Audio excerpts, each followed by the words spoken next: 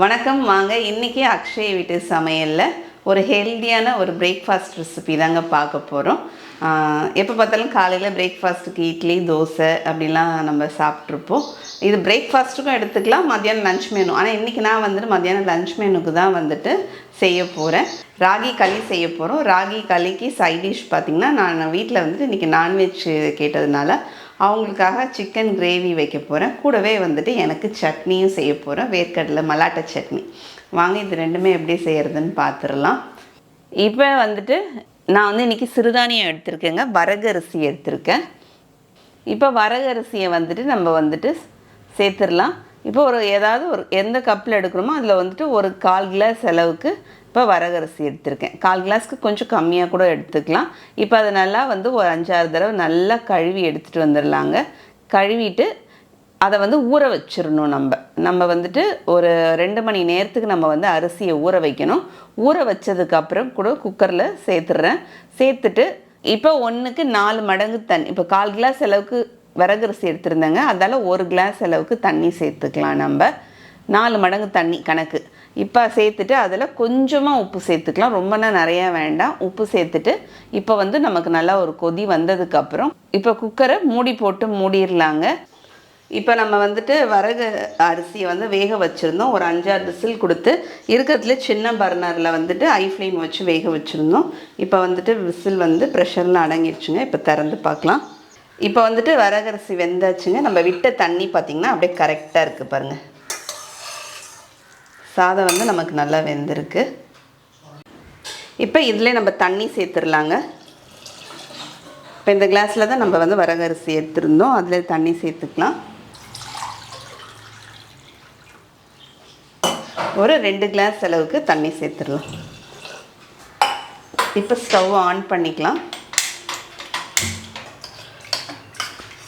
இதை அப்படியே நம்ம கலந்து விட்டுட்டு நமக்கு ஒரு கொதி வரட்டும் நல்லா. இப்போ நம்ம வரகரிசி எடுத்த அதே கிளாஸ்லேயே பார்த்திங்கன்னா நான் கேழ்வரகு மாவு, ராகி மாவு எடுத்திருக்கேன். இந்த மாவு நான் வீட்டில் அரைச்ச மாவு தாங்க. இப்போ நான் மாவு எப்படி எடுக்கிறேன்னா, நல்லா கிளாஸில் கொஞ்சம் அழுத்தினா போல் தான் எடுத்துகிட்டு இருக்கேன். அது மாதிரி 1 கிளாஸ் அளவுக்கு நம்ம மாவு எடுத்துக்கலாம். இப்போ களிக்கு தேவையான அளவுக்கு உப்பு சேர்த்துடலாங்க. இந்த அளவுக்கு கல் உப்பு சேர்த்துக்கிறேன்.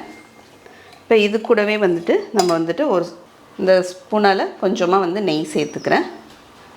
களியும் நமக்கு கொஞ்சம் ஷைனிங்காக இருக்கும், டேஸ்ட்டும் நல்லாயிருக்கும். இப்போ தண்ணி நமக்கு நல்லா கொதிச்சிட்ருக்கு. இப்போ இன்றைக்கி நம்ம சிறுதானியம் வச்சு நம்ம எப்பயுமே சாதம் போட்டு களி கிளறுவாங்க. வெறுமனேவும் சில பேர் கிளறுவாங்க, சில பேர் சாதம் போட்டு கிளறுவாங்க. இன்றைக்கி நம்ம மில்லட்ஸில் சிறுதானியத்தில் வரகரிசி நான் யூஸ் பண்ணி களி செஞ்சிட்ருக்கேன். இன்னும் ரொம்பவே ஹெல்த்தியாக இருக்கும். இப்போ 1 கிளாஸ் அளவுக்கு ராகி மாவு, கேழ்வரகு மாவு எடுத்திருக்கேன். ஸ்டவ்வை சிம் பண்ணிவிட்டு இந்த மாவு அப்படியே இதில் சேர்த்துடலாம். இப்போ சேர்த்துட்டு இதை அப்படியே கலந்து விட்டுடலாம். இந்த கரண்டி, மரக்கரண்டியோடைய பின் பேக் சைடில் இந்த துடுப்பு மாதிரி இருக்கிறதுல இதில் வச்சு கலந்துக்கலாங்க. ஸ்டவ் நல்லா லோ ஃப்ளேம் பண்ணியாச்சு. இப்போ பர்னர் சின்ன பர்னரில் மாற்றிக்கிறேன், ஏன்னா அடி பிடிக்கும். இது இருக்கிறதுல ஸ்டவ்வில் எது சின்ன பர்னரோ அதில் வச்சுட்டு ஃப்ளேம் நல்லா லோ ஃப்ளேம் வச்சு கலந்துக்கலாம். இப்போ பாருங்கள், நம்ம மாவு போட்டு அப்படியே ஒரு 2 செகண்ட்குள்ளேயே பார்த்திங்கன்னா அப்படியே கெட்டியமாக ஆயிடுச்சு. நமக்கு எங்கேயும் உருண்டெல்லாம் கட்டிக்காது. மாவு அப்படியே நம்ம கொதிக்கிற இதில் மாவு ஸ்டவ் லோ ஃப்ளேம் வச்சு நம்ம போட்டோம்னா நமக்கு எங்கேயும் உருண்டை கட்டாதுங்க. இந்த மாதிரி மரக்கரண்டியை பேக் சைடில் பிடிச்சி இப்படி நல்லா அழுத்தி, இதை மாதிரி பாத்திரம் கெட்டியமாக இருக்கணும். நமக்கு கெட்டியமாக இருந்தால் தான் கீழே அடி பிடிக்காமல் இருக்கும். அது மாதிரி ஸ்டவ்வும் நல்லா லோ ஃப்ளேமில் இருக்கணும். அதுக்கு தான் பெரிய பர்னரை யூஸ் பண்ணாமல் இருக்கிறதுலே ஸ்டவ் சின்ன பர்னர் நம்ம யூஸ் பண்ணிக்கணும். இப்போ இதை மாதிரி ஒரு கரண்டியால் நம்ம எடுத்து விட்டுடலாம். இது அப்படியே நமக்கு மூடி போட்டு சிம்மில் வச்சிடலாங்க. சிம்மில் வச்சு லோ ஃப்ளேம்லேயே அப்படியே ஒரு 4-5 நிமிஷம் நமக்கு அப்படியே இருக்கட்டும். இப்போ நம்ம மூடி வச்சு நமக்கு 5 நிமிஷம் போல் ஆகுதுங்க. இப்போ நம்ம கலந்து விடலாம். நல்லா லோ ஃப்ளேமில் வச்சுருக்கேன். பாருங்கள், அப்படியே நமக்கு அந்த களி அப்படியே நமக்கு மூடி வச்சதுக்கப்புறம் நல்லா கெட்டியமாக இருக்குது. தெரியுதா? தெரியுதா?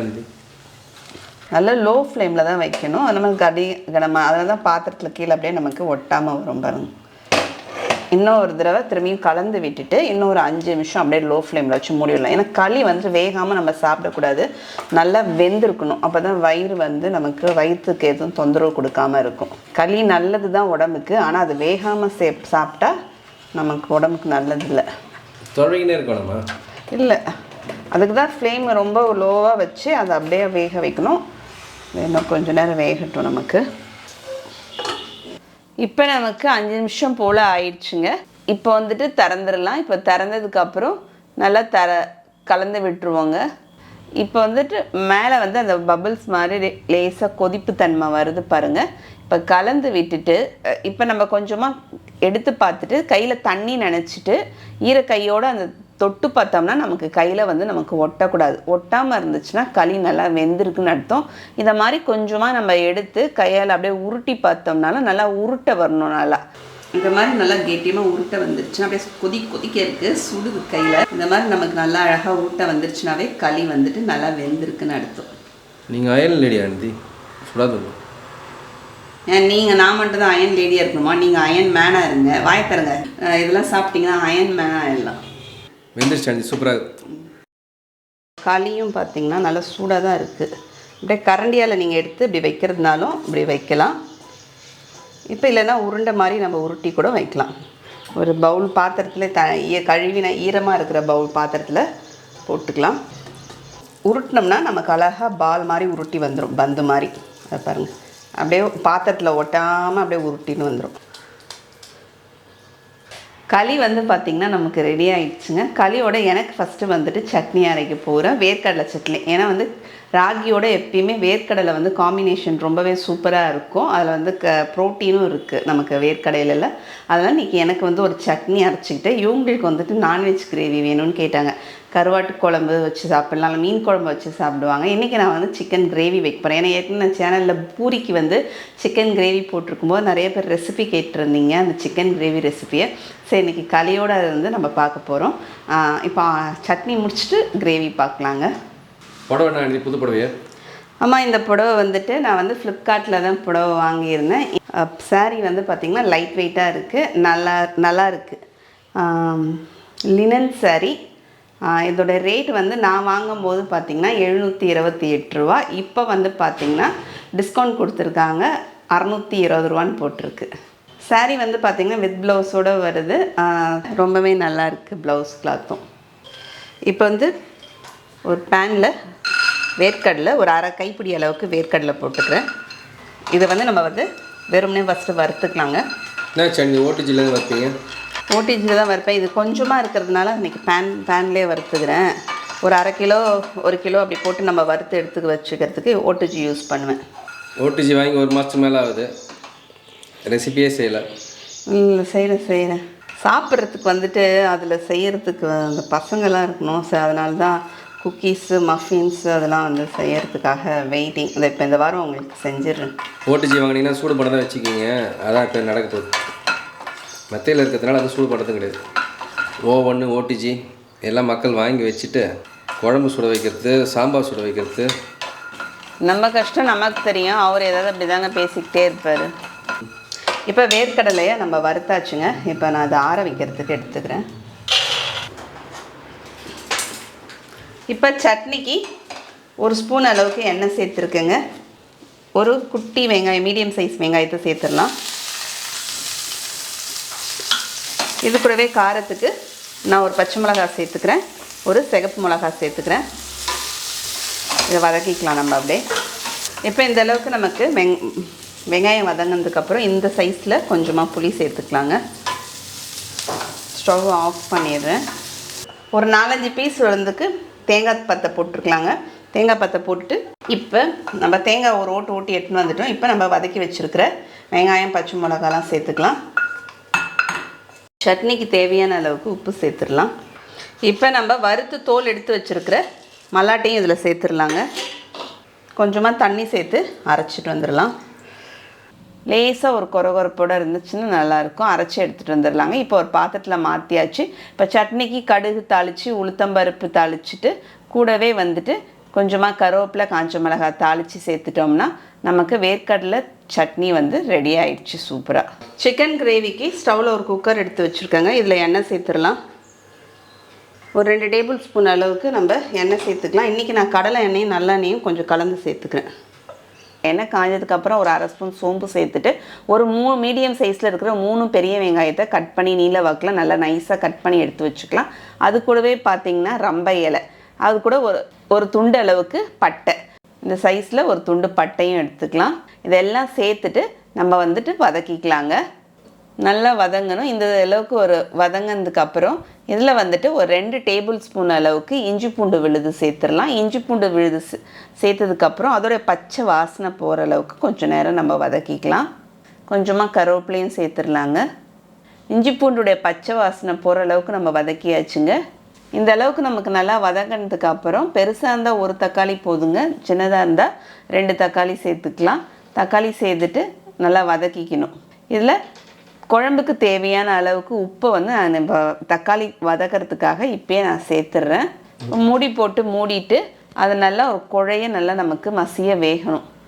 இப்போ எடுத்துட்டு அப்படியே கரண்டியால் வந்துட்டு நம்ம மசிச்சு விட்டோம்னா அழகாக மசிஞ்சிரும். இப்போ இந்த மாதிரி நல்லா வெங்காயம் தக்காளி நல்லா ஒரு மசிகிற அளவுக்கு நம்ம நல்லா வதக்கி எடுத்துக்கிறதுக்கப்புறம் இப்போ இன்றைக்கி நான் சிக்கன் வந்து 3/4 கிலோ சிக்கனை நல்லா க்ளீன் பண்ணிவிட்டு எடுத்து வச்சுருக்கேன். இப்போ 3/4 கிலோ அளவுக்கு இருக்கிற சிக்கன் சேர்த்துடலாம்.